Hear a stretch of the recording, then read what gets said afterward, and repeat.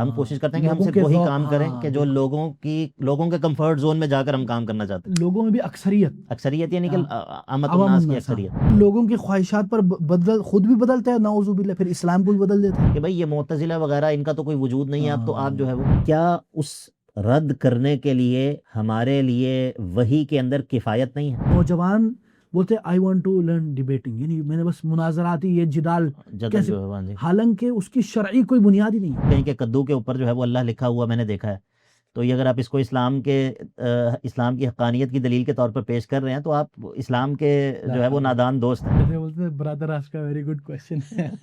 شیخ البانی اس کی شیخ نے بڑی تعریف کی. تو یہ شیخ نے پڑھنے کا آپ نے پڑھی ہے؟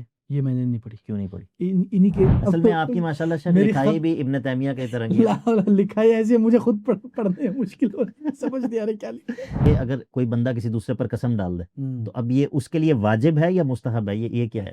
الاشاعرۃ مخانیث المعتزلہ والمعتزلۃ مخانیث، اس کا ترجمہ کریں نا شیخ.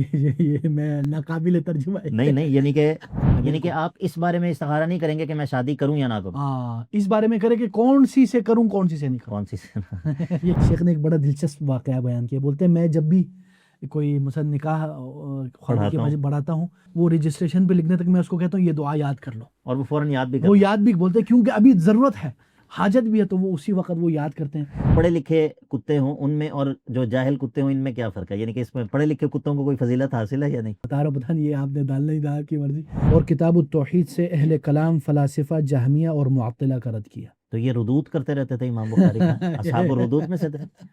والاحادیث ملیئہ بالردود، هذا ليس اردو میں اچھا یہ کنورٹ ہو گیا. ہمیں ایک بھائی نے یہ شیئر کیا تھا، تو نیچے ایک بھائی نے لکھا یہ تو مبالغہ ہے، یہ ہو ہی نہیں سکتا. لا الہ الا اللہ. اس کا کیا جواب دیں گے شیخ؟ السلام علیکم ورحمۃ اللہ وبرکاتہ. الحمد للہ رب العالمین والصلاة والسلام علی النبی الامین، اما بعد. آج انشاءاللہ ہم ایک خوبصورت نشست کرنے جا رہے ہیں جس میں ہم ایک بہت ہی بہترین ایک دورہ، ماشاءاللہ دورہ علمیہ اسلام آباد شہر میں، خاص کر بنی گالہ میں ماشاءاللہ منعقد ہوا، جس میں فضیلۃ الشیخ استاذ الاساتذہ حافظ محمد شریف حفظہ اللہ ورعاہ و اطال اللہ عمرہ فی طاعتہ، انہوں نے ماشاءاللہ کتاب التوحید جو صحیح بخاری کی ایک کتاب ہے اس کے اوپر انہوں نے ماشاءاللہ شرح اور تعلیق پیش کی، جو بڑی دلچسپ اور منفرد اور اسلاف کی یاد تازہ کرتی ہے.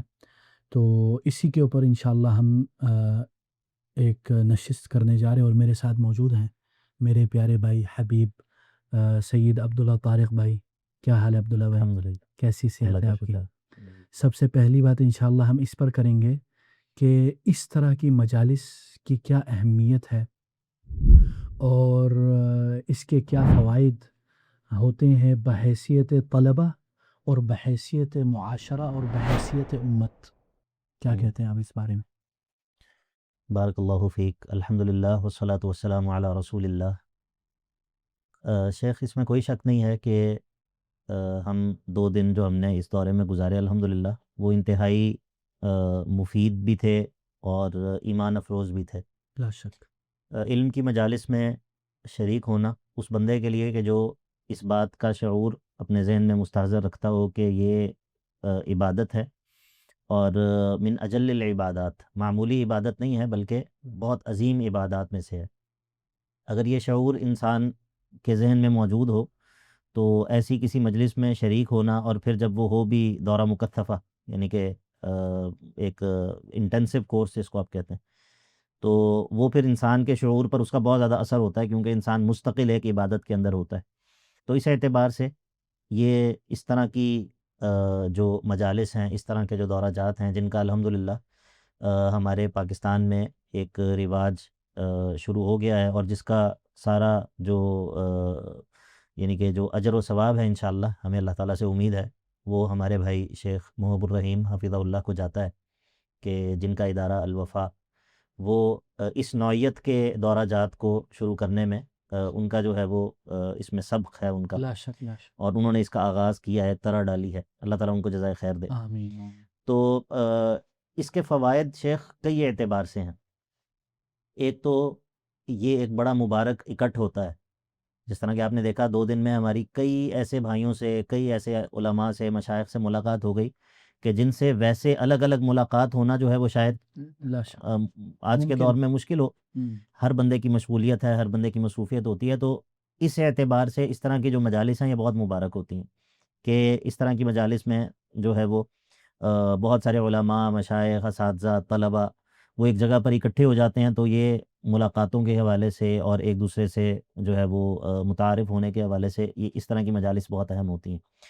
باقی علمی فوائد اور وہ جو ایک اس میں موجود جو ایک آپ یہ کہہ لیں کہ نکات ہیں اور فوائد ہیں اور اس طرح کی جو علمی چیزیں ہیں وہ تو اپنی جگہ ہیں، وہ تو اس کا اصل مقصد وہ ہے، لیکن اس کے علاوہ بہت سارے فوائد ہوتے ہیں. اس میں شیخ ایک اور چیز جو کہ مجھے بہت زیادہ ایسی مجالس میں محسوس ہوتی ہے وہ یہ ہے کہ طلباء جو کہ شرعی علم کے طلباء ہیں ان کی مجلس میں بیٹھنا، لا یہ بہت بڑی چیز ہے. لا شک اور یہ کیونکہ آپ کو معلوم ہے کہ عموماً جو شرعی علوم کے طلباء ہیں وہ عموماً وہ یعنی کہ اپنے حالات کے اعتبار سے بھی اور ہر اعتبار سے وہ مساکین ہوتے ہیں، تو ایسے لوگوں کے ساتھ بیٹھنا یہ بذات خود، اور پھر جب وہ طلبۃ العلم بھی ہوں تو اس کا انسان کے شعور پر بہت گہرا جو ہے وہ اثر پڑتا ہے. اور باقی اللہ کے نبی علیہ الصلاۃ والسلام کی وہ بشارتیں اور وہ فضائل جو کہ علم کی مجالس کے بارے میں ہیں، فرشتوں کا اس کو گھیر لینا، سکینت کا نازل ہونا.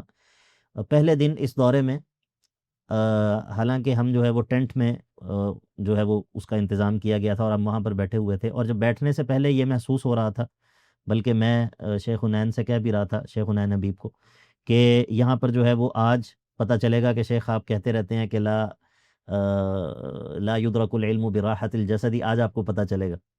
تو ایسے محسوس ہو رہا تھا کہ جیسے یہاں پر بیٹھنا جو ہے وہ بہت مشکل ہوگا. اور آپ کو معلوم ہے کہ کچھ ابتدا میں تاخیر بھی کچھ ہو گئی تھی، لیکن سچی بات یہ ہے کہ اس دن وہ جو پہلا سیشن تھا، باوجود اس کے کہ تب گرمی کی شدت بھی تھی اور ہم پنڈال میں بیٹھے ہوئے تھے، لیکن میرا اپنا یہ شعور اور احساس یہ تھا کہ یہ مجلس ختم نہ ہو. اللہ جب صحیح شیخ جو ہے وہ شروع انہوں نے ہوا شروع کیا اور وہ جاری تھا، تو یعنی کہ جب نماز کا وقت آیا اور وہ مجلس جو ہے وہ اس میں منقطع تعطل ہو آیا، تو مجھے جو ہے وہ یہ محسوس ہوا، میرے پر ناگوار گزر رہا تھا کہ یہ مجلس جاری تھی تو یہ جاری رہتی. یعنی کہ اس طرح کا سکینت کا احساس جو ہے وہ ایسی مجالس کے اندر انسان کو ہوتا ہے. باقی اس کے علاوہ بھی بہت سارے فوائد ہیں، لا امید ہے شک انشاءاللہ ساتھ ساتھ لا اور بھی شک باتیں لا ذہن میں شک آئیں. اخی بارک اللہ فیک. اور واللہ یعنی اس طرح کی مجالس میں جا کے نا جو ہم پڑھتے تھے نا کہ اسلاف کی مجلس اس طرح ہوتی ہے، اس طرح ہوتی ہے، تو ماشاءاللہ اللہ تعالیٰ مشائخ کو جزائے خیر دے. اور خاص کر یہ جو ہمارے بھائی ہیں ماشاءاللہ شیخ حافظ وقاص زبیر صاحب ماشاءاللہ جو جامعہ سلفیہ کے بھی استاد ہیں، انہوں نے اس چیز کا اہتمام کیا. حالانکہ آج کل کے آپ کو پتہ ہے مادیت کے زمانے میں اور پرفتن زمانے میں اس طرح کی مجالس منعقد کرنا آسان کام نہیں ہے، جی ظاہر انتظامی امور کے لحاظ سے بھی، وسائل کے لحاظ سے بھی. حالانکہ وہ ابھی مسجد یعنی زیر تعمیر ہے، اس کے باوجود انہوں نے یہ کرنے کی کوشش کی اور اللہ تعالیٰ نے ان کی مدد کی. اور اس سے پتہ چلتا ہے کہ وسائل کے یعنی کمی ہونے کے باوجود اگر آپ کرنے کی کوشش کریں تو کیا کیا نہیں ہو سکتا. اسی طرح ماشاءاللہ ہمارے پیارے حبیب محب بھائی کام نے نام لیا، شیخ محب ماشاءاللہ، ان کے بھی اگر آپ دیکھیں آج کل کے وسائل اور مادیات کے لحاظ سے دیکھیں تو اتنا نہیں، لیکن اللہ تعالیٰ برکت ڈال رہی ہے. اس سے ہمیں یہ بھی سبق ملتا ہے کہ جو لوگ کام کرنے والے نا وہ وسائل کے شکوے کیے بغیر کام کر گزرتے اور اللہ تعالیٰ ان کی اعانت اور مدد کرتا ہے، اور ادھر سے اللہ ان کو نوازتا ہے کہ وہ کام کرنے والے بھی حیران رہ جاتے ہیں. ایسے ہی شیخ آپ یہ دیکھیں نا کہ وہ جس جگہ پر یہ دورہ تھا وہ جگہ کوئی شہر کے وسط میں تھوڑی ہے، ٹھیک ہے، یعنی کہ بالکل ہٹ کر اور بنی گالا اندر جا کر، اور وہ اس کے باوجود اقبال الناس، لوگوں کا حضور، لوگوں کی حاضری، اور ماشاءاللہ پہلے دن بھی پنڈال بھرا ہوا تھا اور لوگ پہنچے، بلکہ جگہ نہیں مل رہی تھی. تو یہ بذات خود ایک بڑی، یعنی کہ اس میں یہ بھی ہے کہ شیخ جس طرح وہ بعض روایات کے اندر بھی آتا نا کہ جو بندہ یہ کہے کہ ہلک الناس فہو اہلکہم، لا شک معاشرے کے اندر موجود خیر اور لوگوں کے اندر موجود علم وحی کی تڑپ، یہ بھی اس کا بھی ایک مؤشر ہے یہ کہ یہ چیز اپنے وقت نکال کر اور ویکنڈ پہ جانا اور پہنچنا. اور پھر شیخ اس میں ایک اور عجیب بات یہ ہے کہ دیکھیں ہم طلبۃ العلم، ہم نے کچھ یہ عقیدے کی مباحث اور یہ چیزیں، ہم ان چیزوں سے پہلے کچھ شناسہ ہیں، کچھ ہمارے لیے وہ شاید اتنی اجنبی یا اتنی بھاری نہ ہو، لیکن کئی ایسے بھائی متعدد ایسے بھائی جن کو میں بھی جانتا ہوں کہ وہ باقاعدہ طلبۃ العلم نہیں ہیں، لا شک، یعنی کہ ان کے لیے یہ ساری جو بہت اصطلاحات ہیں، جدید، تعطیل اور تعویل اور ہاں، تفویض اور یہ سب چیزیں ان کے لیے جو عقدی جو مباحث ہیں. لیکن اس کے باوجود کئی ایسے بھائی تھے کہ جنہوں نے ماشاءاللہ پوری 2 مجالس، دن مکمل جو ہے وہ، مطلب میں یہ سمجھتا یہ ہوں کہ بڑی بات، یہ ان کا جو حالانکہ ہم توقع کرتے ہیں لوگ نکل جائیں گے ایسے بھی، لیکن یہ بہت بڑی بات ہے، صحیح بات اور ہے، یہ ماشاء اللہ، یعنی کہ صدق فی الطلب لا شک، اس کی دلیل ہے کہ بندہ جو ہے وہ مجاہدہ کر کے لا شک، بیٹھے، اور باوجود اس کے کہ اس کو 100% بات کی سمجھ سمجھنا بھی نہیں ہے، آ رہی، یا اکثر حصہ جو ہے وہ بات کا سمجھ نہیں آ رہا، لیکن وہ یہ سمجھتے ہوئے کہ یہ عبادت ہے اللہ، اور میں علم کی مجلس میں بیٹھا ہوں اور میں اس پر اللہ کے ہاں معجور ہوں، تو وہ جو ہے وہ صبر کر کے وہاں پر بیٹھے. یہ بہت بڑی بات ہے. بڑی بات ہے. اور وہ بھی ایسے نوجوان جو ایک انداز میں آپ کہتے ہیں نا کہ مثلا مدارس بیک گراؤنڈ سے نہیں ہے، بلکہ وہ مختلف ایسے جگہوں سے ہیں جدھر اس طرح کا ماحول ہی نہیں ہے. جی جی، تو یہ اللہ تعالیٰ مبارک بنا. اس سے ہمیں یہ بھی پتہ چلتا ہے کہ غیر طلبۃ العلم میں بھی اگر آپ علم کا شوق ڈالیں تو وہ بھی ماشاء اللہ اس کے لیے تڑپ اٹھتے ہیں اور اس کے لیے مشاق اور مشاکل اور صبر کرتے ہیں.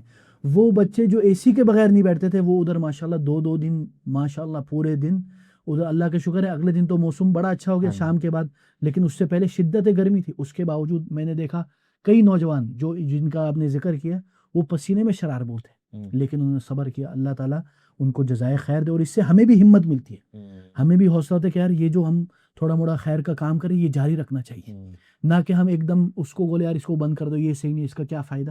تو یہ بھی ایک معاملہ ہے. اس میں شیخ یہ بھی بات ہے نا کہ بعض دفعہ ہم جو ہے نا وہ لوگوں کو جو چیز پسند ہے یا لوگوں کو جو چیز لوگوں کو چاہیے، ہم کوشش کرتے ہیں کہ ہم صرف وہی کام کریں کہ جو لوگوں کے کمفرٹ زون میں جا کر ہم کام کرنا چاہتے ہیں. لوگوں میں بھی اکثریت یعنی کہ عامت الناس کی اکثریت. لیکن اگر بندہ جو ہے وہ کام کرے کہ جو مفید اور نافع ہے شرعاً، تو لوگ جو ہے وہ اس کی طرف بھی متوجہ ہوتے ہیں، لوگ جو ہے وہ اس سے بھی فائدہ اٹھاتے ہیں اور لوگ اپنے آپ کو بدلتے ہیں. تو بجائے اس کے کہ بعض دفعہ ہم اس چیز کا شکار ہو جاتے ہیں، مطلب داعی جو ہوتا ہے نا، داعی اللہ یا جو مصلح، وہ بعض دفعہ چونکہ اس کی خواہش یہ ہوتی ہے کہ میں لوگوں کو اپنے قریب کروں، اور یہ خواہش کوئی مذموم نہیں ہے بلکہ یہ تو مطلوب ہے کہ لوگ میرے قریب ہوں، میری دعوت کو قبول کریں، میری بات ان پر اثر کرے، یہ تو بالکل درست بات.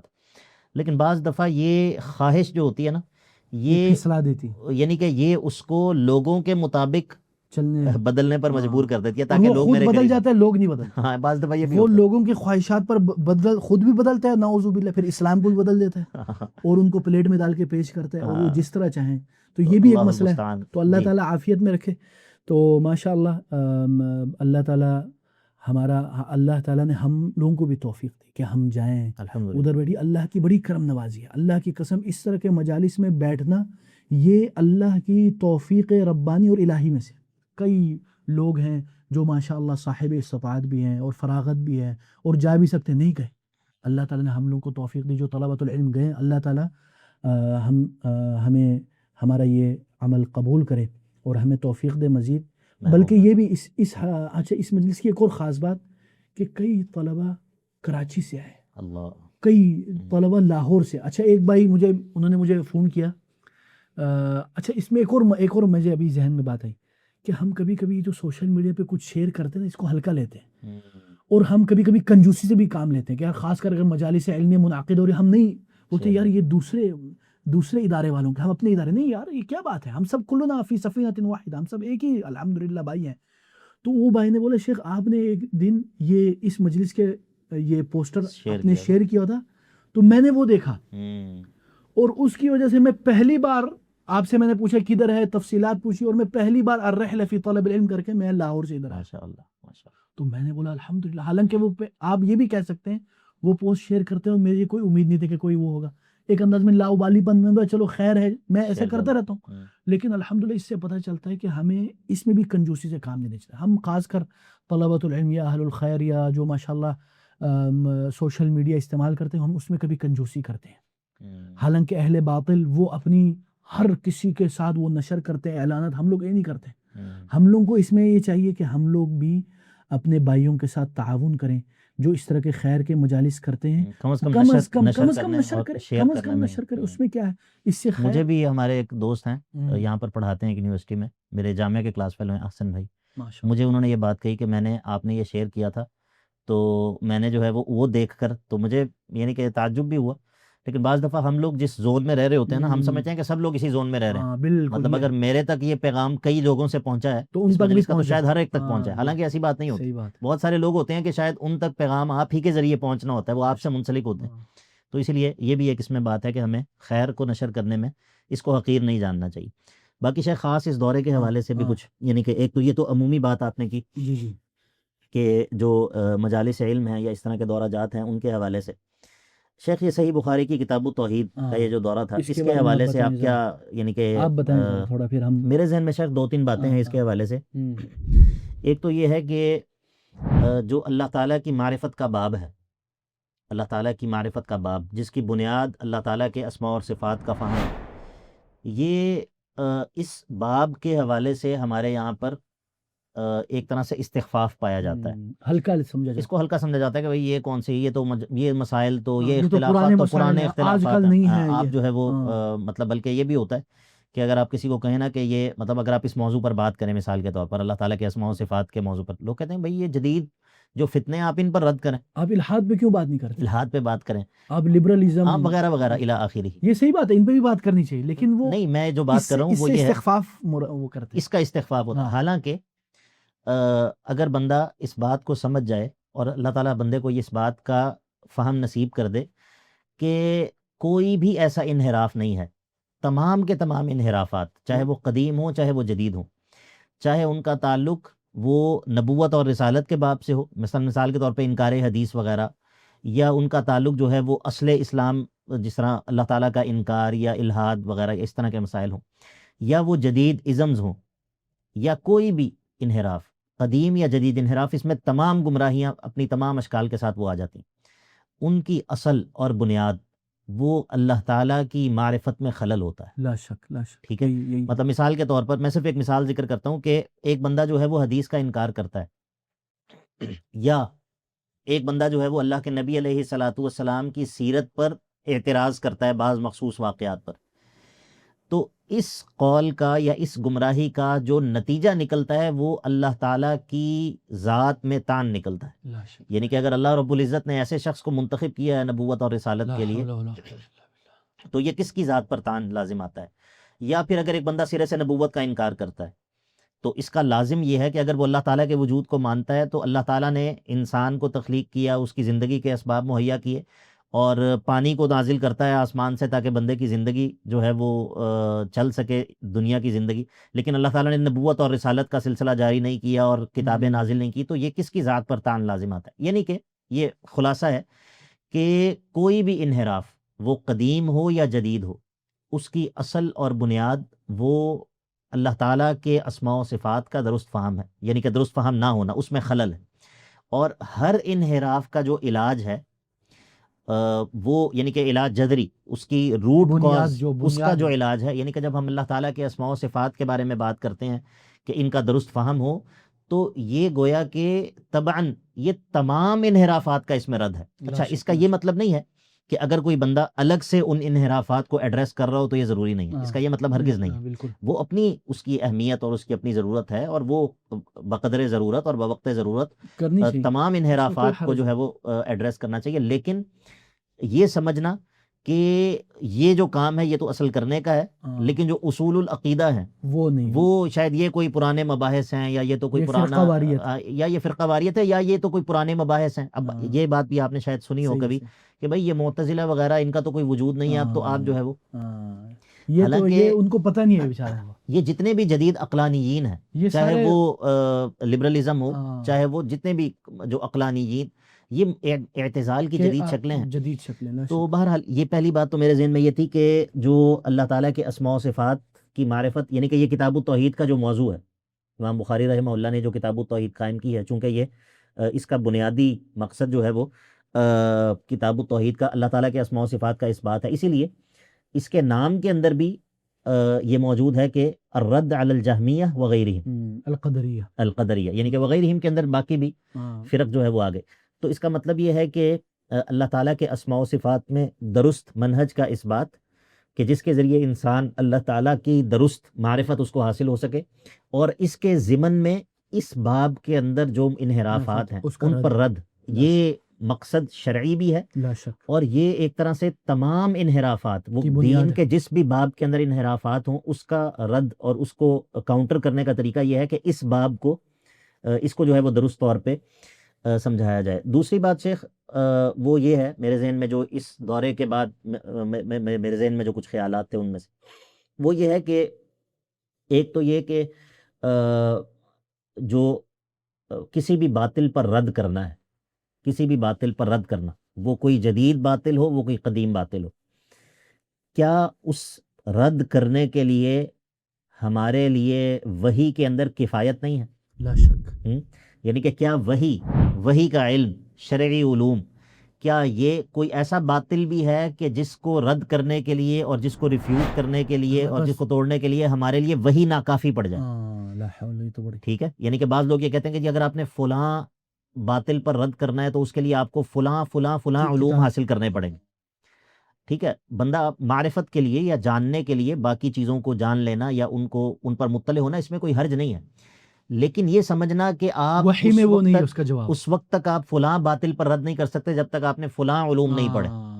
یہ اس کا لازمی نتیجہ یہ ہے کہ وحی جو ہے وہ اس میں اس اعتبار سے کفایت نہیں ہے۔ لا حول، تو جو وحی ہے قرآن و سنت ہے، اس میں الاستغناء بالقرآن، انسان جو ہے وہ وحی کے ذریعے، اور اللہ تعالیٰ نے اپنے نبی کو اس بات کا حکم دیا ہے سورہ فرقان میں، جس طرح مکی صورت ہے کہ وَجَاهِدْهُمْ بِهِ جِهَادًا كَبِيرًا، تو باطل کے ساتھ جو مجاہدہ ہے وہ قرآن مجید کے ذریعے ہوگا۔ اور قرآن نے بھی آپ دیکھیں نا، اکثر اہل باطل یعنی حتی کفار مشرکین، یہود و نصارہ، ان سب کا رد قرآن نے کیا، عقلی دلائل ذکر کیے عقلی ہیں، دلائل کیے، نقلی دلائل سارے مجادلہ اب باقاعدہ قرآن یہ مجید یعنی یہ سمجھنا کہ یار آج کل کے جدید افکار بھی چاہے نیو ایتھیزم ہی کیوں نہ ہو، ہاں، اس میں وحی سے استفادہ کرنے کے بجائے اس کے رد میں بھی آپ مغربی فلاسفہ سے استفادہ کرتے ہیں، اور اگر آپ ان کو کہیں یار یہ قرآنی آیت میں یہ ہے، حدیث میں بولتے ہیں استغفار کرتے ہیں۔ یہ بڑا مسئلہ ہے۔ اللہ تعالیٰ نے قرآن مجید میں سورہ فرقان کے اندر یہ بات ذکر کی نا، وَلَا يَأْتُونَكَ بِمَثَلٍ إِلَّا جِئْنَاكَ بِالْحَقِّ وَأَحْسَنَ تَفْسِيرًا، تو یہ بہت اچھا امام بخاری رحمہ اللہ نے بالحق وأحسن تفسیرا، اب یعنی کہ امام بخاری رحمہ اللہ کی یہ کتاب التوحید پڑھتے ہوئے بندے کو یہ اگر یہ بات ذہن میں ہو کہ انہوں نے تمام مخالفین پر جو رد کیا ہے نصوص کے ذریعے کیا، واللہ قرآن و حدیث، ٹھیک ہے، تو یہ جو ہے نا یہ منہج کہ انسان مخالفین پر رد کرنے کے باب میں بھی وحی کے اندر کفایت سمجھے۔ اللہ اکبر۔ اور بہت سارے جو بندہ یہ سمجھتا ہے نا، جو بندہ یہ سمجھتا ہے کہ فلاں باطل کا رد جو ہے وہ وحی کے اندر نہیں ہے، تو یہ اس بندے کے قصور، یعنی کہ اس کے فہم میں قصور ہے یا اس کے علم میں قصور، اس کے علم میں قصور ہے، تو وہ اس شخص سے پوچھ لے کہ جو جانتا ہے۔ بلکہ کبھی مجھے وہ ایک شیخ کے بات یاد آئی، وہ شیخ کہتے ہیں کہ مثلا ایک مسئلہ تھا یعنی اسی طرح کے جدید افکار کا، بولتے ہیں میں نے پورا قرآن پڑھا صرف اسی مقصد سے، اللہ اکبر، اور بولتے کئی مجھے دلائل نکلے کہ میں بھی حیران ہو گیا۔ تو اس طرح کرے اگر بندہ حق میں سچ میں اس طرح کا طالب ہے۔ جی تیسرا پوائنٹ شیخ کیا؟ ایک چیز جو آخری بات جو میں نے لکھی تھی وہ یہ تھی کہ البناء قبل الہدم، یعنی کہ مخالفین، کسی بھی مخالف فکر پر جو اس کا رد ہے یا اس کو ریفیوٹ کرنا ہے یا اس باطل کا جواب دینا ہے، اس میں انسان کا جو منہج ہے جو ہونا چاہیے وہ یہ ہے کہ انسان بنا پر فوکس کرے، یعنی کہ حق کو ثابت کرنا یہ مقدم ہے باطل کو رد کرنے پر، یعنی پہلے بنیاد اپنی مضبوط کرے اور بنیاد بنائے، یعنی کہ آپ جو ہے وہ دفاع کر رہے ہیں، آپ دوسروں پر رد کر رہے ہیں اسلام کے دفاع میں، اور وہ جو اسلام ہے اس کا خود آپ کو نہیں پتہ، وہ آپ کے پاس موجود نہیں ہے، تو آپ کس چیز کا دفاع کر رہے ہیں؟ صحیح بات ہے، صحیح بات۔ تو بعض دفعہ نا ہم لوگ بنا جو ہوتی ہے، یعنی کہ جو کسی چیز کو پہلے اسٹیبلش کرنا، پھر اس پر آنے والے جو شبہات ان کو اس سے زائل کرنا، آج کل تو معاملہ الٹ ہو گیا، حالانکہ بنا جو ہے وہ اصل ہے، اور جو رد ہے وہ بوقت ضرورت اور بقدر ضرورت۔ تو یہ جو بات ہے اس سے ہمیں پتہ چلتا ہے کہ آج کل جو طریقہ کار ہے وہ تو بالکل الٹ ہو چکا ہے، اس کے الٹ ہے، یعنی اب تو ایتھیزم پہ رد کرنا یا جو ڈیبیٹنگ جو معاملات ہیں وہ اتنا ٹرینڈی ہو گیا ہے کہ نوجوان بولتے I want to learn debating, یعنی میں نے بس مناظراتی یہ جدال کیسے، جو ہے حالانکہ اس کی شرعی کوئی بنیاد ہی نہیں ہے، بلکہ یہ تو سلف کے ہاں مضمون بھی ہے نا، یہ جدل اور اس سے تو سلف منع کرتے تھے. آپ عقیدے کی کتابیں دیکھیں کہ اہل السنہ جو ہے وہ اس کو ناپسند کرتے تھے، لا شک، اور بالکل بوقت ضرورت، اور جب اس کے علاوہ کوئی راستہ نہ ہو. اور یہ بھی ہر ایک کے لیے نہیں ہے، ہر ایک جو ہے وہ ابھی وہ جس طرح بعض ملحدین ہیں مشہور، ان کا کام یہ ہے وہ مختلف لوگوں سے لائیو آ کر، ان کا یوٹیوب کی آمدن اس سے چلتی ہے، اور پھر ہمارے کچھ اس طرح کے لوگ جا کے ان کو جو ہے وہ ان کے ساتھ تعاون کرے ایک انداز کہ آپ ان کے اس میں مجالس میں جا کے ان کو مزید بڑھاوا دے رہے کہ ہاں تم لوگ کرو صحیح ہے، اور ان کے لیے ان کا وہ خود مشہور ہو رہے ہیں آپ کے کندھوں پر چڑھ، ایسے ہی ہے نا.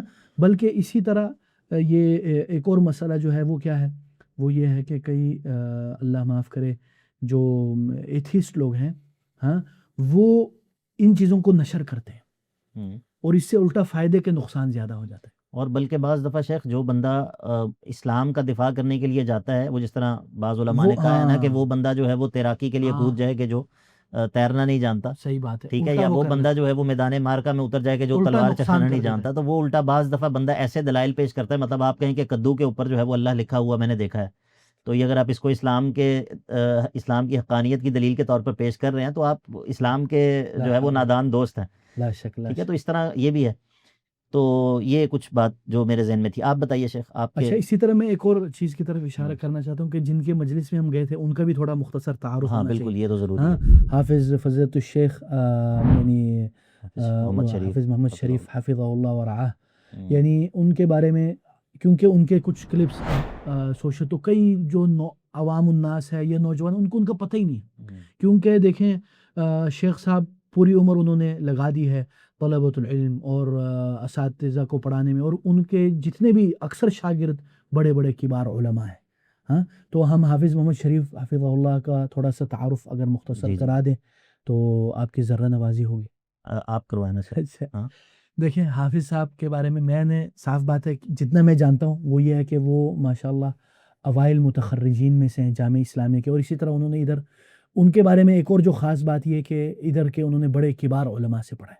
مثلا حافظ محمد محدث گوندلوی حفظہ اللہ، بڑے کبار علماء، اور اسی طرح انہوں نے ماشاءاللہ جامعہ اسلامیہ میں بھی بڑے کبار علماء سے پڑھا. اسی طرح ان کی ایک اور خاص بات ہے کہ ان کا حافظہ بڑا تیز ہے. انہوں نے بچپن میں تقریباً 6 مہینے میں قرآن حفظ کیا. اسی طرح کئی متون انہیں بلوغ المرام، عمدۃ الاحکام، الفیہ ابن مالک، اور یہ ساری چیزیں ماشاءاللہ انہوں نے جو متون ہیں وہ یاد کیے. اور اس کے باوجود انہوں نے ماشاءاللہ جب وہ پاکستان تشریف لائے کچھ عرصے بعد انہوں نے مرکز التربیہ کی بنیاد رکھی، جو ایک متخصص یعنی تخصص کا ادارہ ہے مرکز التربیہ، اور اس میں ہمارے ماشاءاللہ کبار علماء ماشاءاللہ، خاص کر فضیلۃ الشیخ المحدث حافظ ارشاد الحق اثری حفظہ اللہ ورعاہ، اور اسی طرح حافظ مسعود عالم، یہ سارے ہمارے بڑے کبار علماء میں سے ہیں. تو یہ سب ماشاءاللہ ساتھ مل کے انہوں نے کام کیا، اور بیسیوں سینکڑوں آپ کہہ لیں یعنی متخصصین پیدا کیے، اور پورے ملک کے عرض و طول میں وہ موجود ہے، بلکہ ملک کے باہر بھی. اور اسی طرح شیخ کے کئی عرب شاگردان بھی ہیں جن کا لوگوں کو نہیں پتہ ہے. تو یہ مختصر تعارف ہے شیخ کی سیرت پہ. ابھی 2-3 میں نے چیزیں دیکھی ہیں. ایک ہیں محمد حذیفہ، وہ یو کے میں ہوتے ہیں، اور غالباً پیچھے سے پاکستانی ان کا بیک گراؤنڈ ہے، لیکن وہ یو کے میں، مجھے زیادہ ان کا تعارف نہیں ہے. ان کا حافظ شریف صاحب کے ساتھ ایک انٹرویو ہے، اگرچہ وہ عربی میں ہے لیکن اس کے ساتھ اس کے انگریزی سب ٹائٹلز بھی ہیں. اور اسی طرح ابھی قریب میں کوئی اور بھی ان کے ساتھ حافظ صاحب ارشاد الشباب والے ہیں ماشاءاللہ، ان کے ساتھ جو ہے وہ مفصل انٹرویو کیا ہے. تو یہ وہ چیزیں ہیں کہ جو علماء کے بارے میں جو بندہ. اچھا، اس میں شیخ ایک چیز یہ ہے کہ جو طلب علم کی آداب وغیرہ کی کتابیں ہیں اس میں یہ چیز ہوتی ہے کہ لا تأخذ العلم الا عن مشہورین. تو یہ مشہورین سے کیا مراد ہوتی ہے، یہ بھی بتائیے کہ مشہورین سے مراد وہ ہے کہ جو عامت الناس کے ہاں مشہور ہو، یا وہ جیسے بولتے ہیں برادر آپ کا ویری گڈ کویسچن. اس میں یہ دیکھیں کچھ یعنی کہ آپ کہہ رہے ہیں نا کہ شیخ کو عام لوگ نہیں جانتے، تو مشہورین سے کیا مراد ہے؟ مشہورین سے ہمارے کچھ اللہ تعالیٰ ان بھائیوں کو ہدایت دے، وہ سمجھتے ہیں مشہورین سے جو فیمس لوگ ہیں، جن کے ویوز ہیں، سبسکرائبرز ہیں، اور یہ مراد نہیں. مشہورین بالاخذ بالعلم، جو معروف ہے مشہورین کس کے ہاں مشہور؟ عند العلماء، عند العلماء، علماء کے ہاں معروف ہے، یعنی کہ وہ لوگ کہ جن کو علماء جانتے ہیں. یہ ہے اصل چیز، یہ ہے نا. اصل عوام تو ہر للو پنجو کو سر پہ بٹھاتی ہے، ٹھیک ہے نا. تو اصل چیز ہے کہ علم والوں سے اخذ کرنا معروف ہو، اور علم والوں کے ہاں وہ معروف یعنی کہ وہ بندہ علم کے حوالے سے معروف ہو، اس نے علماء سے علم حاصل کیا ہے، لا اور شک. پھر علم میں اس نے زندگی گزاری ہے، اور علماء اس کو جانتے ہوں، بالکل. یہ مراد ہے. تو اس اعتبار سے تو یعنی کہ وہ حافظ صاحب ماشاء اللہ علم علی رأسہ، بالکل بالکل لا شک. تو اس اعتبار سے تو شیخ ماشاء اللہ وہ ہیں. بارک اللہ فیک. چلے پھر جی آگے. شیخ. اسی طرح اس مجلس میں کئی فوائد. اچھا ایک اور بات ماشاء اللہ، یہ حالانکہ حدیثی عقدی مجلس تھی، لیکن ماشاء اللہ شیخ صاحب نے تربیتی پہلو بہت زیادہ، یعنی تربیت بہت زیادہ کی. اور یہ بہت اہم چیز ہے، خاص کر ہم جیسے طلبۃ العلم. اور ادھر ایک اور جو چیز جو میں ذکر کرنا چاہتا ہوں کہ یہ جو مجالس ہیں، اس میں صرف ہم جیسے چھوٹے چھوٹے طلبہ نہیں، بڑے بڑے مشائخ علماء آئے ہوئے تھے. مثلا ماشاء اللہ ڈاکٹر عبد الباسط فہیم، اور اسی طرح ڈاکٹر اسماعیل امین، اور اسی طرح ماشاء اللہ سید طیب الرحمن زیدی، اور اسی طرح کئی مشائخ، ڈاکٹر منیر اظہر صاحب تھے، اور اسی طرح اور بھی کئی علماء اسی طرح ابوبکر حنیف بھائی، شیخ ابوبکر حنیف، اسی طرح ڈاکٹر عزیر عزیز الرحمن ماشاء اللہ ان کے بڑے بھائی، اور اسی طرح کئی مشائخ آئے ہوئے تھے جن کو ہم بھی نہیں جانتے، جو مختلف جامعات کے جامعہ سلفیہ کے اکثر اساتذہ آئے ہوئے. تو حالانکہ تربیہ سے شیخ محفوظ اوان صاحب تھے، اور بھی اس سے ہمیں یہ بھی پتہ چلتا ہے کہ ان مجالس میں ضروری نہیں کہ یار جن بندے کے پاس علم ہو وہ نہ جائے. اور شیخ اکثر یہ بھی بات ہے کہ میری تو کمر میں درد تھی تو میں اوپر بیٹھا ہوا تھا، لیکن ماشاءاللہ اکثر مشائخ جو موجود تھے وہ نیچے بیٹھے ہوئے، واللہ العظیم. ٹھیک ہے، اللہ تعالیٰ مجھے معاف کرے. یہ میں نے کہا اس لیے میں کہہ دوں کہ کہیں آپ یہ نہ کہیں کہ آپ یہ کہیں کہ علماء نیچے بیٹھے ہوئے تھے تو آپ تو اوپر بیٹھے ہوئے تھے، تو میری کمر میں درد. نہیں اصل میں آپ کو چک لگ گئی تھی. اللہ تعالیٰ آپ کو شفا دے، صحت دے، عافیت دے. تو یہ اسی طرح شیخ نے تربیتی پہلو میں ایک جو میں حدیث معاذ، یعنی جو رسول اللہ صلی اللہ علیہ وسلم نے حضرت معاذ کو بھیجا نا، اس میں کچھ چیزیں میں ذکر کرنا چاہتا ہوں، آپ بھی اس میں اضافہ کیجیے گا. ہم کیونکہ ایک پوائنٹ تو نہیں کر سکتے، مختصراً جو ہمیں لگتا ہے کہ زیادہ وہ ہے. اس میں رسول اللہ صلی اللہ علیہ وسلم نے جو حضرت معاذ رضی اللہ عنہ کو یمن بھیجا، اور ان کو بتلایا کہ آپ کس کے پاس جا رہے ہیں، انک تقدم علی قوم من اہل کتاب. تو اس سے شیخ نے جو ہمیں بتایا، اور یہ فائدہ یعنی بڑا اہم ہے، کہ اس سے پتہ چلتا ہے کہ جن کی طرف بھیجا جا رہا ہے، جن کی طرف ہم دعوت و تبلیغ کے لیے جا رہے ہیں، ان کے بارے جاننا ضروری ہے، تاکہ ہمیں پتہ ہو کہ ان کا عرف کیا ہے، ان کے ذہن میں کیا ہے، اور تاکہ آپ ایک تیاری کر کے جائیں. ایسے ان کے مسائل کیا ہیں، ان کے شبہات کیا ہیں. اچھا شیخ نے قادیانیوں کی مثال غالباً ذکر کی تھی. بالکل. اسی طرح اس میں ایک اور مثال میں پیش کرنا چاہتا ہوں. ایک اور بات جو ہے وہ یہ ہے کہ شیخ نے کہا کہ کیا وجہ ہے کہ رسول اللہ صلی اللہ علیہ وسلم نے حضرت معاذ کو بھیجا. تو اس میں شیخ نے جو ہمیں بتایا جو بات، وہ شیخ فرماتے ہیں کہ اس کی ایک وجہ تو یہ تھی کہ حضرت معاذ رضی اللہ عنہ نوجوان تھے، انصاری تھے، اور انہوں نے قرآن بھی سیکھا اور اسی طرح حدیث بھی، اور ان کے پاس علم بھی تھا. اسی لیے رسول اللہ صلی اللہ علیہ وسلم نے کیا فرمایا، اعلمکم بالحلال والحرام معاذ بن جبل. تو اس سے ہمیں یہ فائدہ ملتا ہے کہ علم کے بغیر دعوت، اور خاص کر اگر آپ پورے ایک قوم کی طرف جا رہے ہیں تو آپ کے پاس علم ہونا چاہیے. جس چیز کی طرف آپ بلا رہے ہیں، بغیر علم کے دعوت سے گریز کرنا چاہیے.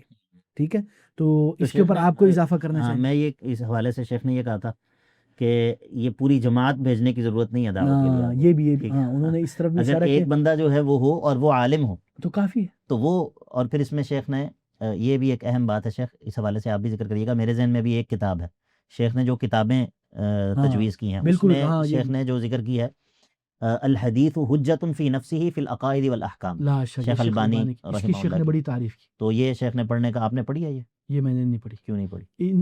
انہی کے اچھا اس کتاب کے ساتھ نا مولانا محمد اسماعیل سلفی کی کتاب، یہ دونوں کتاب مل کے چھپی ہے اردو میں. اچھا یہ دونوں کتابیں دونوں ساتھ چھپی ہے اردو میں. میں نے یہ شیخ البانی کی یہ کتاب، یہ اور شیخ اسماعیل سلفی کی دونوں ساتھ ایک کتابچے میں چھپی ہے.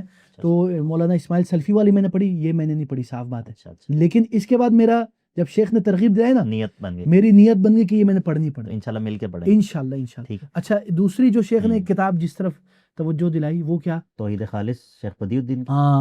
یہ بھی کہا کہ اگر بندہ وہ پڑھ لے تو اس کو کتاب التوحید جو یہ سمجھ آ جائے گی. کیونکہ اس میں ایک اور بات، یہ جو امام بخاری نے جو کتاب میں احادیث ہے، اس کے اندر جو باریکیاں ہیں نا وہ ایک استاد ہی ظاہر ہے ہاں یہ ترجمۃ الباب کی وضاحت اور وہ حدیث کی. اچھا اسی طرح شیخ نے جو ان کتابوں کا نام لیا ان میں سے ایک کتاب کا میں ذکر کرنا چاہتا ہوں کہ شیخ نے کہا کہ طالب علم کو اس چیز کا بڑا اہتمام کرنا چاہیے. وہ کیا؟ سیر العلماء و تراجم. اس میں شیخ نے کتاب ذکر کی سیر اعلام النبلاء للامام الذہبی, اور واللہ وہ پڑھنی چاہیے ہر طالب علم کو. اس میں شیخ نے بتایا تربیت بھی ہے, سیرت بھی ہے, اس میں آپ کو علم بھی ملے گا, اقوال بھی, اور یعنی آپ کو جھنجھوڑ کر صفت الصفا کا بھی غالباً کہا تھا, اور صفت الصفا کا بھی کتاب کیا تھا. اور اسی طرح انہوں نے کہا تھا کہ مولانا محمد اسحاق بٹی کی جو کتابیں ہیں تراجم وہ پڑھیں. یہ میرے خیال میں جو میرے ذہن میں آ رہی ہے. اور اسی طرح اور بھی کوئی ان سی کتاب شیخ نے ذکر کی, آپ کے ہے کوئی؟ نہیں, میرے ذہن میں تو فی الحال یہی ہے. اور اس کے علاوہ یہ جو حدیث معاذ کے حوالے سے شیخ نے ایک تو یہ حجیت خبر واحد کی بات کی تھی. اچھا, ایک بات جو تھوڑی سی علمی بات ہے لیکن وہ جو شیخ نے کی تھی وہ یہ تھی کہ کیا کفار شرائع کے مکلف ہیں یا نہیں. تو وہ بعض لوگ چونکہ اس حدیث سے استدلال کرتے ہیں کہ کفار جو ہیں وہ شرائع کے مکلف نہیں ہیں, کیونکہ شرائع کے یہ ذرا آپ ہاں یعنی کہ کیا ایک بندہ جو ابھی مسلمان نہیں ہوا, کیا اگر وہ کفر پر مر جاتا ہے کیا اس سے نماز کا مطالبہ کیا یعنی کہ کیا وہ نماز کے ترک پر بھی وہ عذاب دیا جائے گا؟ کیونکہ بھی تو وہ تو مسلمان نہیں ہوا تھا. تو درست بات یہ ہے کہ وہ تمام شرائع کے تمام احکام کے مکلف ہیں اسلام لانے کے ساتھ ساتھ. بالکل ٹھیک ہے, تو اسی لیے اس حدیث کے بارے میں اس حدیث سے استدلال کر کے یہ کہنا کہ چونکہ یہاں پر کہا گیا ہے کہ فَأَخْبِرْهُمْ أَنَّ اللَّهَ, کہ پہلے یہ ایمان کا بتاؤ, اگر وہ ایمان لے آئیں تو پھر ان کو خبر دو. تو شیخ نے کہا کہ یہ جو وجوب ہے یہ وجوب فی ترتیب الدعوہ والتبلیغ ہے. بالکل, یہ وجوب فی یعنی کہ اس میں نہیں ہے, مکلف ہونے میں کی ترتیب جو ہے وہ یہ نہیں ہے. بالکل. اور اس میں شیخ نے اختلاف کا بھی ذکر کیا تھا. دوسرا اس میں ایک اور جو بات ہے وہ یہ ہے کہ شیخ نے بتایا کہ یہ کتاب التوحید جو ہے صحیح بخاری کی کل 97 کتابیں ہیں, اس میں یہ سب سے آخری کتاب ہے. تو بتاتے ہیں کہ اس میں کیا حکمت ہے کہ اس کو سب سے آخر میں مل حکمہ فی ذالک. جی, تو وہ کہتے ہیں کہ یہ اس لیے ہے کہ اس امید کے اوپر, یعنی وہ کہتے ہیں مجھے جو لگتا ہے تفاؤلاً, یعنی اس امید کے ساتھ, اور اس حدیث کے مطابق جو کہتے ہیں کہ آخر کلامی لا الہ الا اللہ, تو اس اور اس امید کے ساتھ بھی کہ ہمارا اختتام توحید پر ہو. تو یہ ایک تو شیخ یہ اسی طرح جو ہے وہ اور بھی اس حدیث کے اندر تو بہت ساری باتیں ہیں. آگے شیخ جو بعض احادیث کے اندر شیخ نے تعلیق کرتے ہوئے, جس طرح یہ حدیث ہے جس کے اندر ہے قل ادعوا اللہ او ادعوا الرحمن, اس کے اندر شیخ نے یہ بات ذکر کی تھی کہ جو اللہ تعالیٰ کو پکارنا ہے یہ دعا دو طرح کی ہے. بالکل, دعاء المسئلہ اور دعاء العبادہ. تو ایما تدعو فلہ الاسماء الحسنى, تو اللہ تعالیٰ کے اسماء حسنہ کے ذریعے صرف دعاء المسئلہ نہیں ہے بلکہ یہاں پر دعائے عبادت بھی مراد ہے, کہ انسان جو ہے وہ اللہ تعالیٰ کو اس کے ناموں کے ذریعے پکارے بطور عبادت بھی. اور یہاں پر شیخ نے پھر یہ مثال بھی ذکر کی تھی کہ بعض دفعہ انسان اگر مثال کے طور پہ وللہ المثل الاعلی, اگر بندہ کسی بڑے شخص کے پاس جاتا ہے اور اس سے اپنا سوال اس کے سامنے رکھتا ہے تو ممکن ہے کہ جو اس کا سوال ہے وہی اس کو مل جائے. لیکن اگر ایک بندہ جو ہے وہ کسی کے پاس جا کر اس کی تعریف بیان کرتا ہے, اس کی بڑائی بیان کرتا ہے, تو ممکن ہے کہ وہ اس کی ضرورت سے بھی بڑھ کر انسان کو جو ہے وہ نواز دے. تو اسی لیے دعاء المسئلہ اپنی جگہ اس کی ایک بہت بڑی شان ہے. ایاک نعبد و ایاک نستعین, و ایاک نستعین میں یہ دعاء المسئلہ ہے. لیکن و ایاک نعبد کے اندر جو دعائے عبادت ہے کہ انسان اللہ تعالیٰ کی سبحان اللہ والحمد للہ ولا الہ الا اللہ واللہ اکبر. اب مثال کے طور پہ انسان, چونکہ انسان جو ہے نا وہ اپنے فائدے کو زیادہ چاہتا ہے نا, تو بعض دفعہ ہمیں یہ لگتا ہے, مجھے تو یہ محسوس بعض دفعہ ہوتا ہے کہ کوئی دعا کرنا یہ شاید بہتر ہے بنسبت اس کے کہ انسان مجرد ذکر کر رہا ہو, حالانکہ حقیقت اس کے برعکس ہے. اگرچہ دعا کی شان بہت بڑی ہے, اس کا استغفار نہیں, لیکن صرف اللہ تعالیٰ کی پاکی بیان کرنا, اس کی حمد بیان کرنا, اس کی کبریائی بیان کرنا, یہ اپنی جگہ پر ایک بہت بڑی جو ہے. اسی طرح ہم نے ایک بار, آپ کو یاد ہوگا, ہم نے جب وہ فضائل الدرود, فضائل الصلاۃ علی الرسول, تو ابن قیم نے اس کا ذکر کیا تھا کہ اگر آپ اللہ کے اپنے مثلا آپ کو کوئی طلب ہے, آپ وہ کرنے کے بجائے وہ چھوڑ دیتے ہو اور اللہ کے نبی پر درود بھیجنا شروع کر دیتے ہو, تو اللہ کو یہ زیادہ پسند ہے کہ اس نے کیا کیا, ایثار کیا, اس نے اپنی طلب کو چھوڑ کر اللہ کو جو زیادہ پسند ہے وہ کیا, تو اللہ تعالیٰ اس کو اس کے گمان سے زیادہ دیتا ہے. شیخ یہ شاہ ولی اللہ کے حواجب الفطرہ وہ کون کون سے ہیں؟ 4 شیخ نے چاروں ذکر کیے تھے یا نہیں؟ شیخ نے کچھ ذکر کیا تھا، میں نے لکھا تھا، میں نے اتنے زیادہ میں نے لکھا ہے، اصل میں آپ کی ماشاءاللہ شیخ میری لکھائی بھی ابن تیمیہ کی طرح کی ہے۔ لکھائی ایسی ہے مجھے خود پڑھنے میں مشکل ہو رہی ہے، سمجھ نہیں آ رہی کیا لکھا ہے۔ اچھا اس میں ایک شیخ نے جو ابرار المقسم والی بات کی تھی وہ کیا تھی شیخ؟ وہ تو ہاں ابرار المقسم، انہوں نے یہ کہا تھا کہ رسول صلی اللہ علیہ وسلم سے بھی وارد ہے میرے خیال میں، ہاں حدیث میں تو ہے امرنا بسبعین، امرنا بسبعین، اس میں سے ایک ہے ابرار المقسم، کہ اگر بندہ آپ کے اوپر قسم ڈال دے تو آپ کے اوپر لازم ہے کہ آپ ان کے قسم کا لحاظ رکھتے ہوئے پورا کریں، ورنہ اس کے اوپر کفارہ لگ جائے گا۔ پھر انہوں نے وہ حدیث بھی ذکر کی تھی کہ رجل اخبر اشعث لو اقسم علی اللہ لابرہ، تو اگر وہ اللہ کے اوپر قسم ڈالتا ہے تو اللہ اس کی قسم پوری کر دے۔ نہیں اب یہ اگر کوئی بندہ کسی دوسرے پر قسم ڈال دے تو اب یہ اس کے لیے واجب ہے یا مستحب ہے؟ یہ کیا ہے؟ یہ تھوڑا یہ آپ نے اچھا سوال، شیخ تو یہ کہتے ہیں کہ اس کے اوپر لازم ہے، لیکن جو بعد میں نے تھوڑا سا وہ کیا تو اس میں شیخ کا یہ کہنا تھا کہ بہتر یہ ہے یہ نہ اس کے اوپر کفارہ لگ جائے، لیکن یہ ہے کہ وہ لازم تو نہیں ہے، یہ بہتر ہے، اگر وہ بندہ نہیں کرتا کسی مجبور تو اس کو پھر تو کفارہ کرنا پڑے گا۔ اچھا شیخ ادھر یہاں پر ایک اور چیز میں نے جو لکھی ہوئی ہے وہ یہ ہے کہ شیخ نے کہا تھا کہ جو اللہ تعالیٰ کی صفت محبت ہے یہ پوری کائنات میں سوائے اہل السنہ کے، اہل الحدیث کے، اس کا کوئی بھی اور گروہ جو ہے وہ قائل نہیں ہے، اس بات کی کیا وضاحت ہے شیخ؟ وہ اصل میں ہاں وہ یہ کہتے ہیں نا جو معولہ یا وہ جو اہل باطل ہیں وہ یہ کہتے ہیں کہ محبت سے لازم آتا ہے کیا؟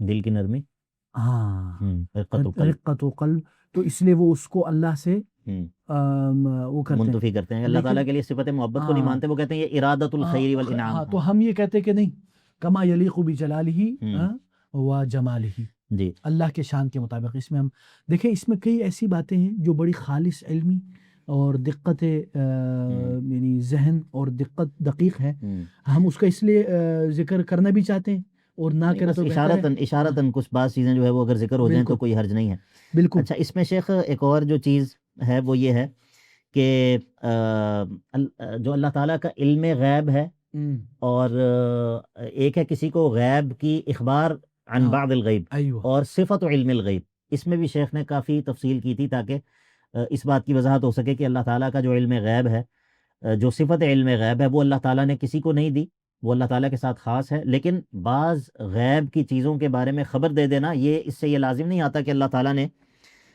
جو اپنی صفت علم غیب ہے وہ کسی کو دے دی، بالکل ایسے ہی ہے، بالکل۔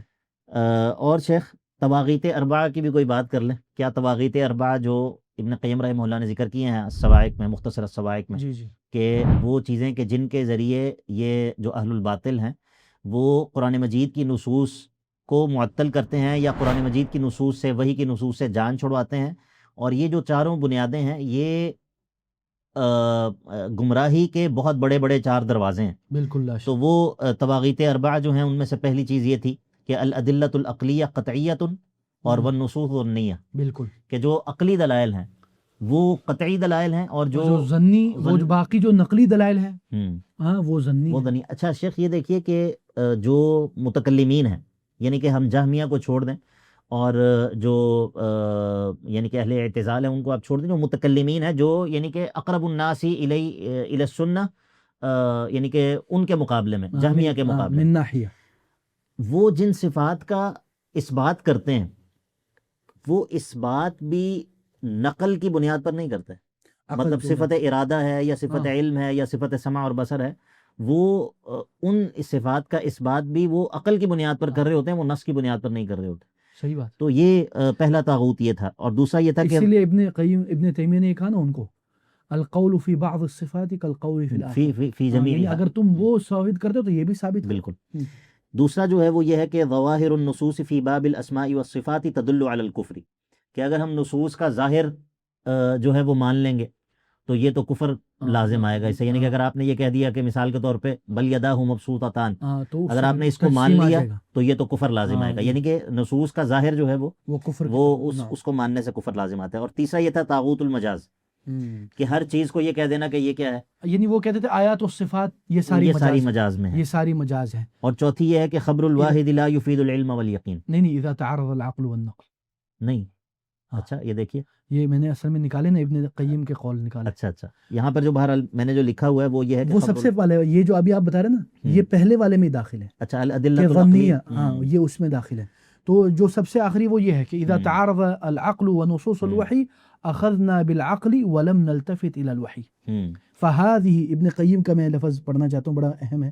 بولتے ہیں فهذه هي الطواغیت الاربعہ التي هدم بها اصحاب التأويل الباطل معاقل الدين وانتهكوا بها حرمة القرآن ومحوا بها رسوم الایمان. لا الہ الا اللہ، یعنی کہ دین کے قلعوں کو اور دین کے نشانات کو ان طواغیت کے ذریعے ہٹا دیا جو ہے وہ اور منہدم کر قرآن دیا. کی حرمت اچھا یہاں پر یہ ابن تیمیہ کا یہ ابن قیم رحمہ اللہ نے نونیہ میں بھی یہ بات کی ہے، الاشاعرۃ مخانیث المعتزلہ اور والمعتزلۃ مخانیث الیہود. ہاں یہ اس پہ شیخ نے بڑا فوکس کیا تھا.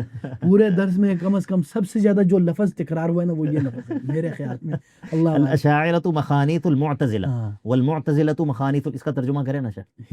یہ میں ناقابل ترجمہ ہے. نہیں یعنی کہ جو اشاعرہ ہیں وہ معتزلہ کے مخنث ہیں، اور جو معتزلہ ہیں وہ یہود کے مخنث ہیں. اور لا للاسلام نصر ولا للفلسفہ کسر. ولا للفلاسفہ کسر، یہ ابن تیمیہ کا قول ہے.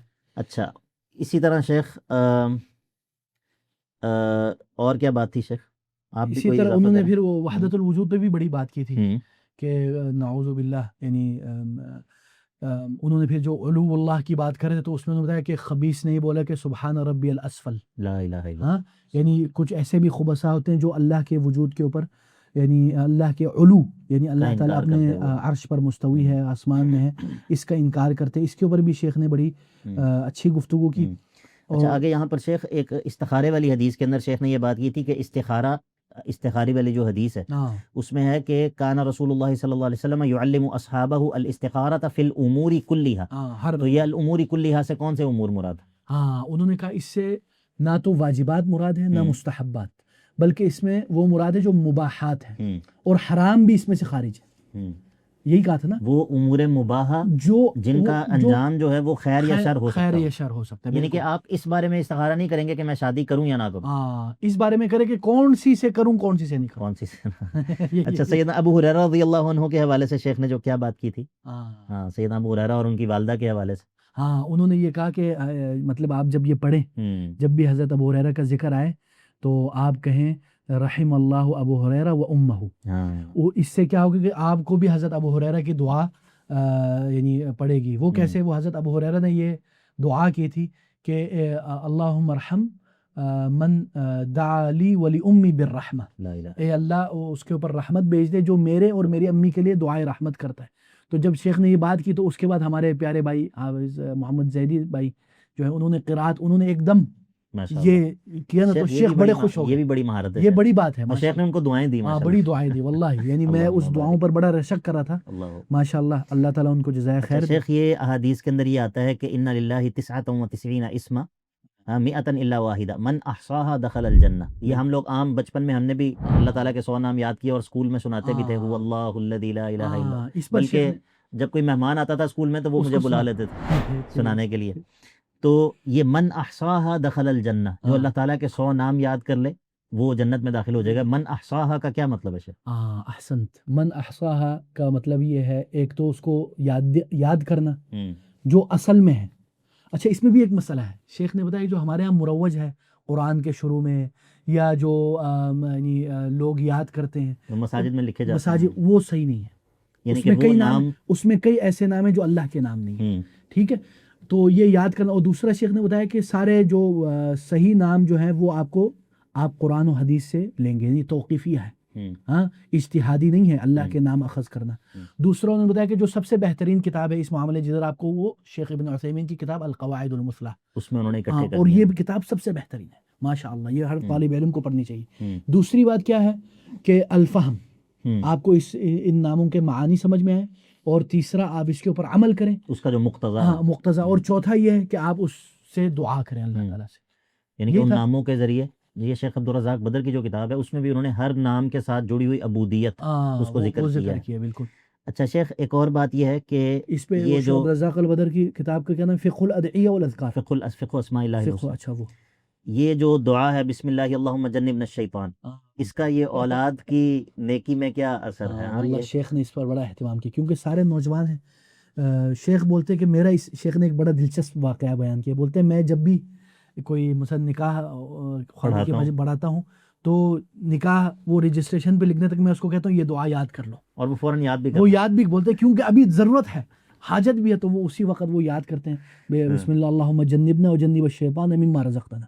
اور شیخ کہتے ہیں کہ اس دعا کی بڑی تاثیر ہے، اس دعا سے اللہ تعالیٰ آپ کے بچوں کو شیطان سے بچا لیتا ہے، جیسے کہ اسی حدیث میں ہے کہ اللہ تعالیٰ اس کو محفوظ کر لیتا ہے. جی شیخ، یہ ایک اور بات جو ہے وہ یہ ہے کہ الکلاب المعلمہ، ان میں یعنی کہ وہ جو پڑھے لکھے کتے ہوں ان میں اور جو جاہل کتے ہوں ان میں کیا فرق ہے؟ یعنی کہ اس میں پڑھے لکھے کتوں کو کوئی فضیلت حاصل ہے یا نہیں؟ اچھا میں آپ کو بتاؤں، مجھے ادھر ایک تعجب، میں آپ کو ابھی بتا رہا ہوں، پتہ نہیں یہ آپ نے ڈالنا ہی ڈالا کی مرضی، مجھے ادھر ایک بات تعجب ہوئی، شیخ نے یہ لفظ استعمال کیا علماء کتے اور علماء ان دونوں کی فضیلت ہے.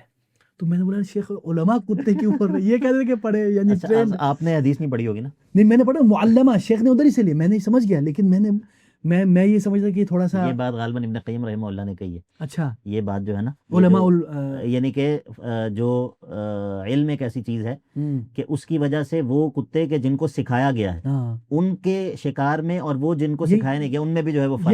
میں یہی کہہ رہا ہوں نا. تو شیخ بتا رہے کہ دیکھو پڑھے جو علماء کتوں کی بھی فضیلت ہوتی ہے، وہ یہ بتا رہے ہیں ایسے ہی ہے. اچھا شیخ آگے جو ہے اچھا ایک اور شیخ نے، آج مجھے ایک ذہن میں بات آئی، وہ جو شیخ نے کہا کہ وہ جو روایت ہے ترمذی میں اسماء الحسنہ والی، وہ ضعیف روایت ہے یہ تاکہ نا.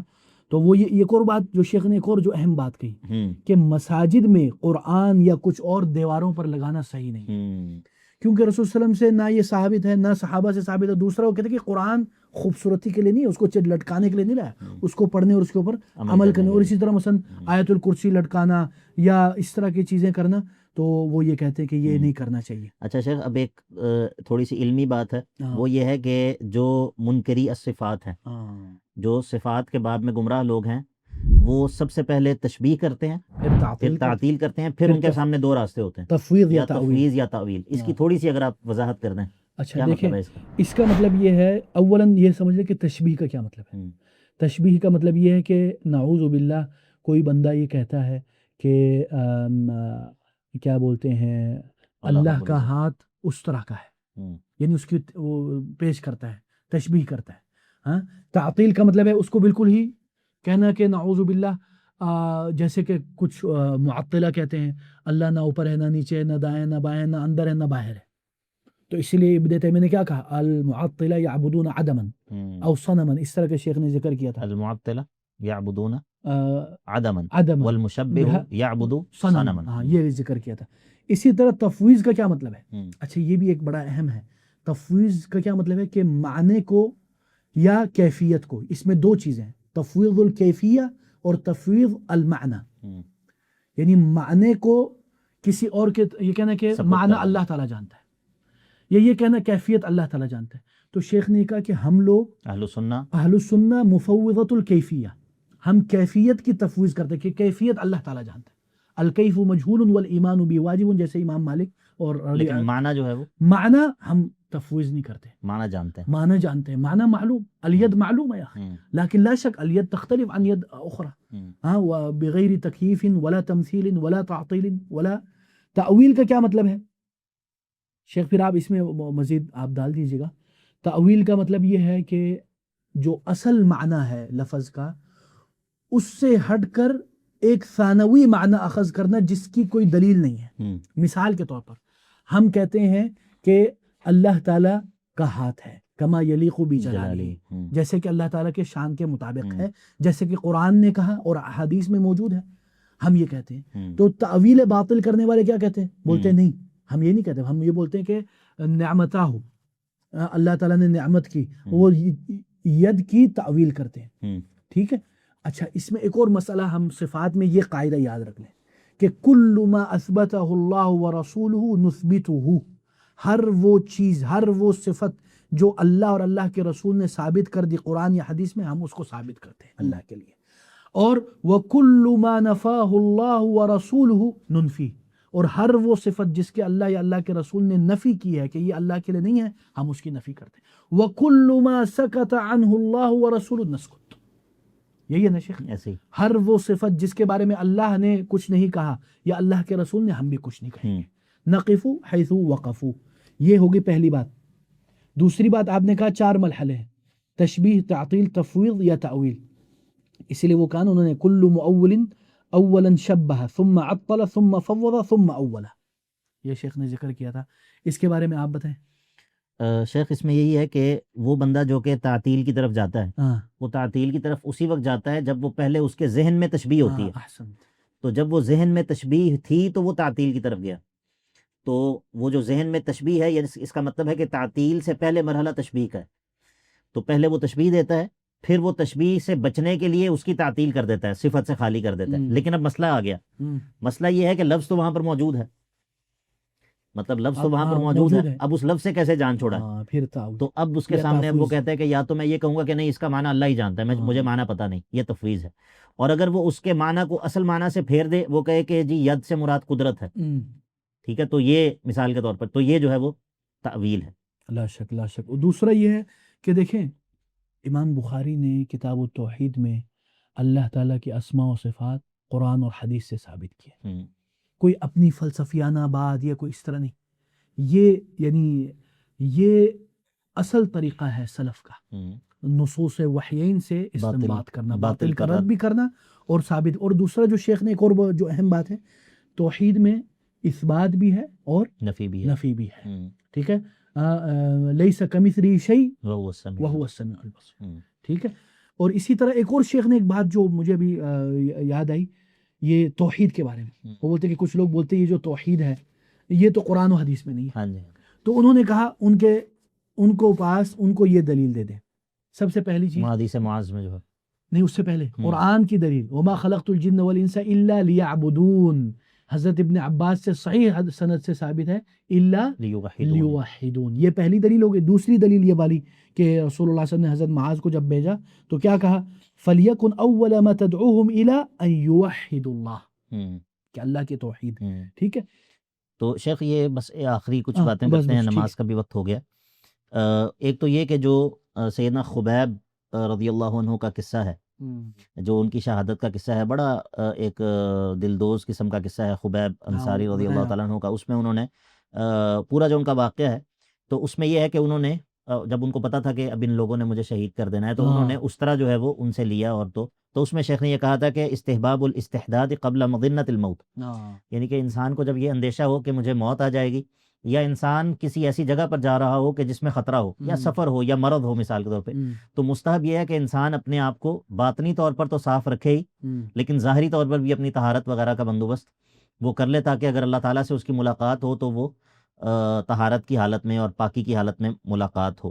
اور اسی طرح جو ہے وہ موت سے قبل یا شہادت سے قبل جو ہے وہ نماز کو پڑھنا، یہ جو ہے سنت اقراریہ، ہاں، یعنی کہ جب اللہ کے نبی کو پتہ چل گیا تھا اس واقعے کا، لیکن اللہ کے نبی علیہ الصلوۃ والسلام نے اس کا انکار جو ہے وہ نہیں کیا۔ اسی طرح شیخ اللہ تعالیٰ کے کلام کے بارے میں بات تھی، اسی طرح شیخ نے ایک بڑی اہم بات وہ یہ تھی کہ اپنے منہ میاں مٹھو بننے سے بچو، ایاکم والتمدع، یہاں پر تھا حدیث میں چونکہ تھا نا، ما من احد اغیر من اللہ من اجل ذلک حرم الفواحش وما احد احب الیہ المدح من اللہ، تو یہ اپنی تعریف سے بچنا اور اپنے لیے القاب کو پسند کرنا اور اپنے لیے جو ہے وہ یہ پسند کرنا کہ لوگ میری تعریف کریں، یہ بہت بڑی بیماری ہے۔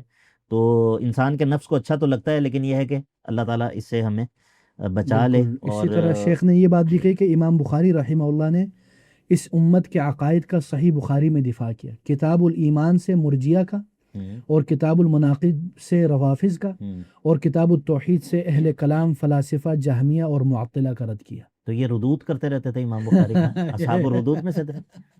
ہاں شیخ یہ بھی اہم بات ہے، کیا رد جو ہے یہ مطلقاً کوئی بری چیز ہے یا کیا ہے؟ یہ تو سلف کا پیشہ تھا، یہ تو سلف کیا کرتے تھے، یہ کوئی بری بات تو نہیں، بلکہ قرآن ملیء بالردود والاحادیث ملیء بالردود، هذا ليس اردو میں اچھا یہ کنورٹ ہو گیا ہمیں، یعنی ہم یہ کہہ رہے ہیں کہ قرآن اور احادیث ردود سے بھرپور ہے، لیکن جب وہ آداب کے ساتھ اور جو اس کے شرعی ضوابط ہے اس کے کئی وہ ہیں، اور اس میں غلو نہ ہو، لیکن قطعاً ردود کو برا سمجھنا یہ ایک انداز میں اہل باطل، اہل بدعہ یا وہ لوگ جن کو علم نہیں ہے، فہم نہیں ہے، وہ سمجھتے کہ یہ ردود مطلقاً بری چیز ہے، ردود کے اپنے آداب ہیں۔ بلکہ شیخ بکر ابو زید کی کتاب کا کیا نام ہے؟ الرد علی المخالف، الرد علی المخالف بھی ہے، من اصول الاسلام، یہ اس طرح ہے۔ اور اسی طرح شیخ بکر کی مستقل کتاب ہے، ان کی کئی کتابیں ہیں شیخ بکر کی ماشاءاللہ۔ اسی طرح شیخ اور بھی کئی مشائخ کی، اسی طرح شیخ خالد سبت کی بھی کتاب ہے اس پہ.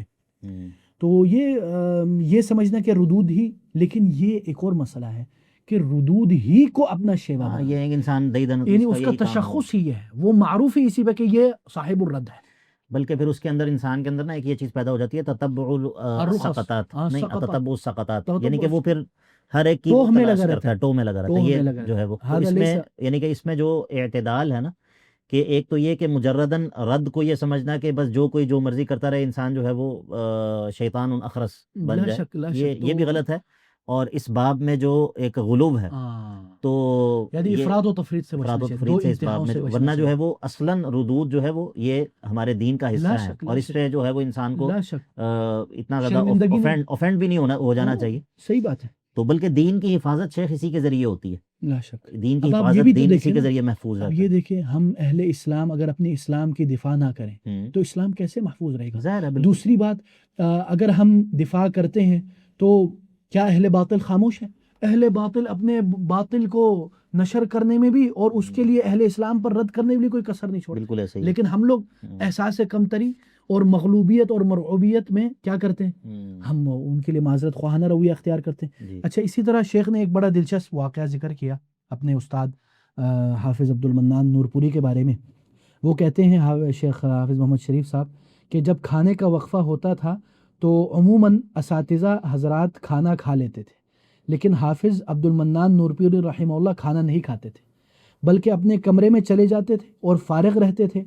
میں نے اور حافظ امین یعقوب حفظہ اللہ اور اسی طرح حافظ رمضان سلفی مل کر ان سے عرض کی کہ یہ ہمیں وقت دے دیں، یہ والا وقت، تاکہ ہم ان سے کچھ کتابیں پڑھ سکیں. بولتے ہیں چنانچہ اسی آدھے گھنٹے کے وقفے میں ہم نے ایک سال میں 28 کتابیں پڑھی. 21 سال میں 21 تو ایک بھائی نے وہ کہا کہ یہ 28 ہیں، المہم 21 یا 28 کتابیں ہم نے پڑھی جو نصاب میں شامل نہیں تھی. یہ بھی بڑی بات ہے.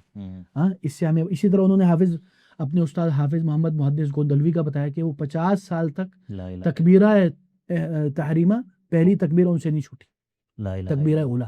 آپ ذرا سوچیں، ایک بھائی نے یہ شیئر کیا تھا تو نیچے ایک بھائی نے لکھا یہ تو مبالغہ ہے، یہ ہو ہی نہیں سکتا. لا الہ الا اللہ. اس کا کیا جواب دیں گے شیخ؟ یہ وہی بندہ کہہ سکتا ہے جو جس کو علماء کے احوال جس نے قریب سے دیکھے نہ ہو، یا جو ہے وہ جس نے کبھی اس طرح کے لوگوں کی صحبت نہ پائی ہو، وہ یہ بات کہہ سکتا ہے، ورنہ یہ کوئی مبالغہ نہیں ہے. اہل اللہ کے عجیب عجیب احوال ہوتے ہیں. اور ہم جب مدرسے میں پڑھتے تھے شیخ، ہم ایک لمبے عرصے تک مولانا یونس بٹ صاحب رحمہ اللہ تعالی اور شیخ عبدالعزیز الوی رحمہ اللہ، وہ امام کے بالکل پیچھے ان کی مستقل جگہ ہوتی تھی. بیچ میں مولانا یونس صاحب کا رحمہ اللہ، ان کا گھٹنے کا آپریشن ہوا تو وہ صف کے آخر میں کرسی رکھ کے بیٹھتے تھے. لیکن اس کے علاوہ جب وہ ان کا گھٹنا ٹھیک ہو گیا، وہ دوبارہ اپنی اسی جگہ مستقل، یعنی کہ اگر وہ وہاں پر موجود ہیں جامعہ میں تو وہ آپ کو امام کے پیچھے وہ دونوں جو ہے وہ نظر آئیں گے. تو یہ تو ابھی کی بات ہے. تو اہل اللہ کے تو عجیب عجیب احوال ہوتے ہیں. تو وہ بندا جس نے نہیں دیکھا، اس طرح کے لوگوں کی صحبت کو نہیں پایا، تو اس کو یہ چیزیں تعجب لگتی ہیں. تو بہرحال ایسا نہیں ہے. شیخ اسی پر ہم اکتفا کرتے ہیں. مجھے امید ہے کہ انشاءاللہ اس مجلس میں کچھ نہ کچھ ایک طرح سے یہ بھی ہمارا ایک اس مجلس کے لیے یعنی کہ اشادہ کہہ لیں یا ایک اس میں مشارکت اس میں کہہ لیں، تو ایک طرح سے مذاکرہ بھی جو ہے وہ کچھ ہو گیا، کچھ مضامین خیر. تو ہم اللہ تعالیٰ سے دعا کرتے ہیں کہ اللہ تعالیٰ ہمارے اس مجلس کو بھی قبول کرے اور اس کو خیر کا باعث اور خیر کا سبب بنائے. وصلی اللہ تعالی علی نبینا محمد وعلی آلہ وصحبہ اجمعین.